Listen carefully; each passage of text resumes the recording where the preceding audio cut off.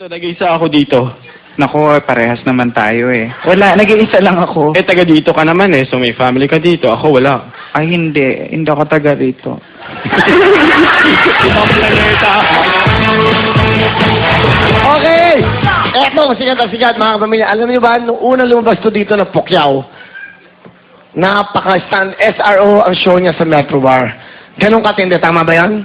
Apa, nagpapasalamat ako sa Wawawi. Wow, talaga. Ano Ayan. ba ngayon? Hindi ka Pukyaw. Ano ba ngayon? Aspu.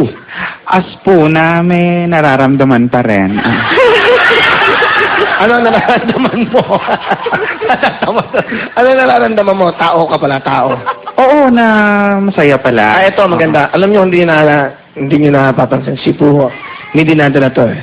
Puho, ito rin, sabihin mo sa kanila. Ito na pagkakataon, Puho.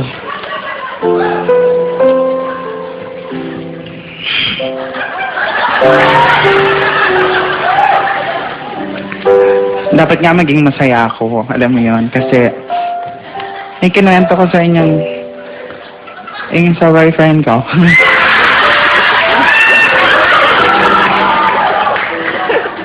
Magkabalikan na kami.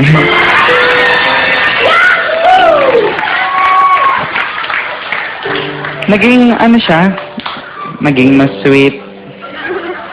Naging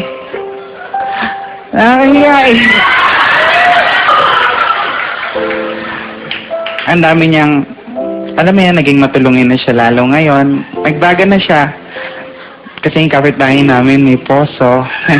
Mag-iigib kami, dalawa kami. Nakakatuwa kasi matulungin na siya. Katanayan nga siya yung magbobomba. Alam mo yan? Pero ako yung magbubuhat ng mga ano. Pero okay lang naman yan kasi love you too, pare.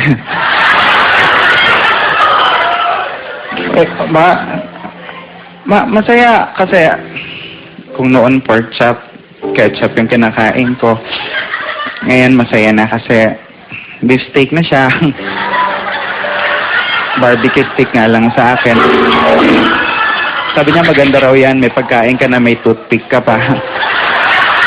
Mahirap lang kasi puro sa lubsob ang nararamdaman ko. Pero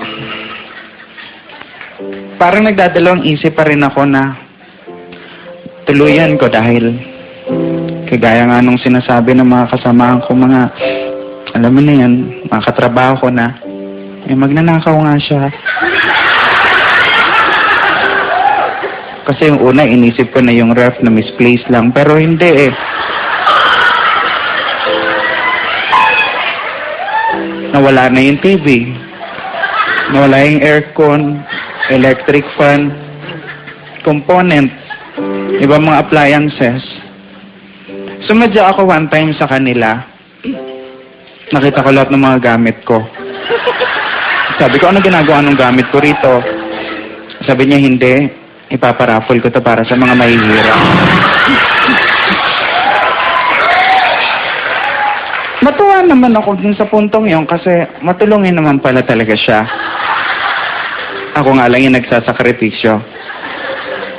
Katunayan nga, pinaraffle niya talaga.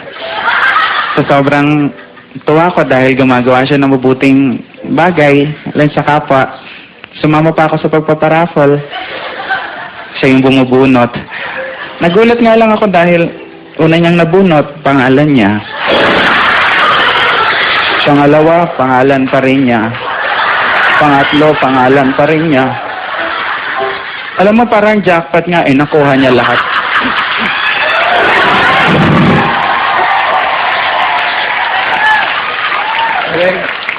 Hindi ko naman makuha ang umangal kasi valid kasi may DTI representative. At yun yung nanay niya. Kaya sabi ko, naghiwalay na tayo. Ulit. Hindi ko na kaya ang mga ginagawa mo sa akin. Sabi niya okay lang kasi ready na raw siya. Kasi kahit iwalayan ko siya, may trabaho na siyang nakita. Nakita na siya. Isang salon. Kaya pala iba yung naramdaman ko. Baklala rin ang loko. Boom! Ladies and gentlemen! Bakla Ambassador, you're the man!